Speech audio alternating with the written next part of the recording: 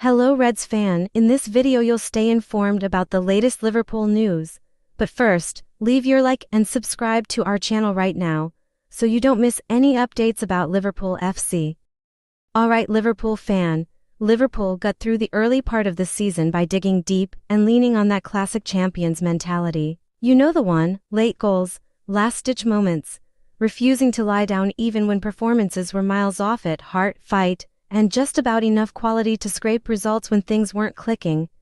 But what's been missing under Arne Slot is that smooth, controlled Liverpool we're used to, the kind that dominates games from minute 1 to minute 90. Instead, it all went a bit off the rails. The Reds hit a brutal run, losing 9 out of 12 in all competitions, and for a stretch in 2025. The form honestly wasn't anywhere near good enough for a title-holding side. Things have steadied since December, no doubt about it. Slot has tightened things up, made us harder to play against, and stopped the bleeding, but let's be honest, it's come at a cost.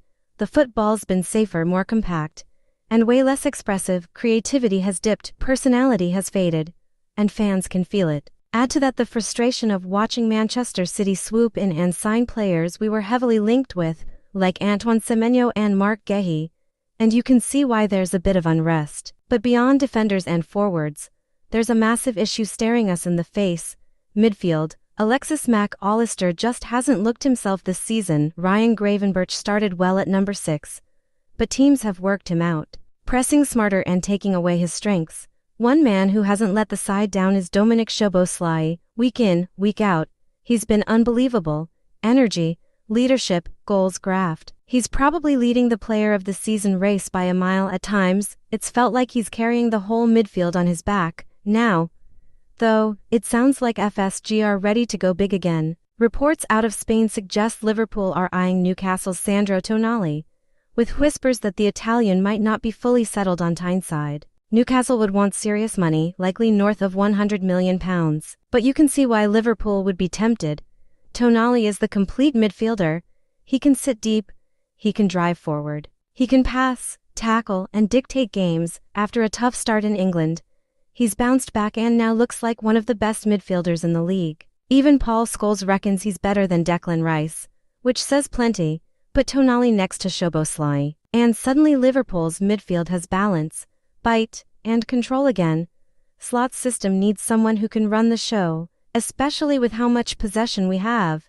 If Tonali ever does decide to move on, Anfield could be the perfect place for him to take this team back where it belongs. So Reds, Mo Salah is still officially tied down at Liverpool until 2027.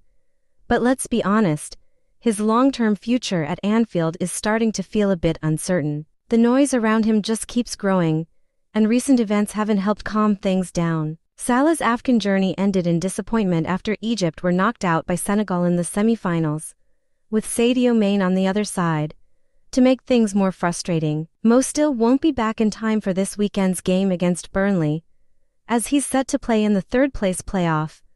That means the Reds will once again have to cope without their talisman as they look to extend their unbeaten run. With his return getting closer, Arne Slot was asked how he plans to keep Salah happy, especially after those public comments Mo made following the wild 3-3 draw with Leeds last month. Slot didn't really give much away, brushing off the question, which only adds to the uncertainty around what's coming next for the winger. There's been growing talk that this summer could be a turning point, with whispers of a potential move away from Liverpool, possibly even to the MLS, if that scenario plays out. The belief is that nearly every big club in Europe wants him, but a January move isn't on the cards. If Salah does leave in the summer and the timing lines up, Diomande could be the man.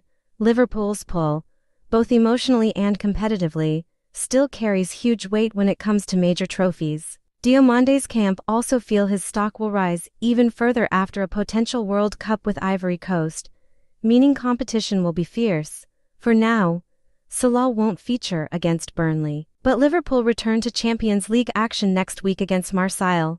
Slot has hinted that Salah could be back for that one, with discussions already taking place. After that, the Reds head to Bournemouth on January 24th, and all eyes will be on how Salah fits back into the picture. Listen up Liverpool fan. It's starting to feel like Liverpool's January transfer window is drifting towards a pretty frustrating ending. With the club showing no real signs of bringing anyone new in, and honestly, if there was ever a January where we needed to use the market properly, this felt like the one. We've all been shouting about depth at the back and more options going forward, but so far it's been tumbleweeds around Anfield. With about 2 weeks left, Liverpool aren't completely alone in being quiet. The whole Premier League has been slower than usual, with very few big moves getting done. Still, that doesn't really make it any easier to accept when you know this squad could clearly do with a boost to get us through the second half of the season. There have been a couple of interesting deals happening elsewhere though, and one that really stands out is Bournemouth going in for Brazilian youngster Ryan Vitter.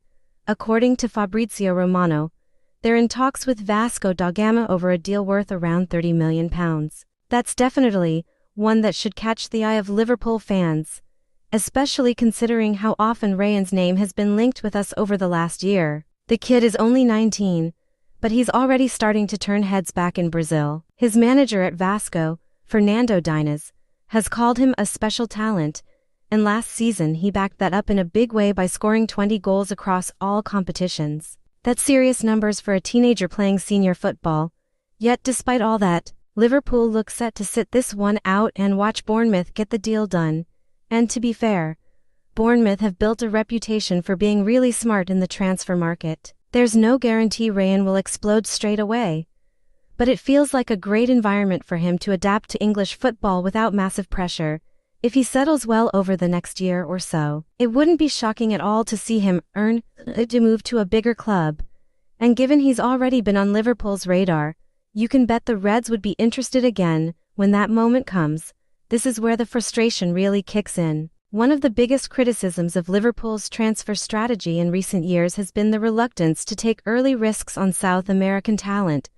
£30 million is a lot, but it's the kind of gamble that can pay off massively. For Bournemouth, the upside is huge. If Ryan develops the way people expect, they could easily double their money in a couple of seasons. That's when Liverpool might come back into the picture, but at a much higher price. Had we moved now and competed for his signature, there's a good chance he'd already be ours.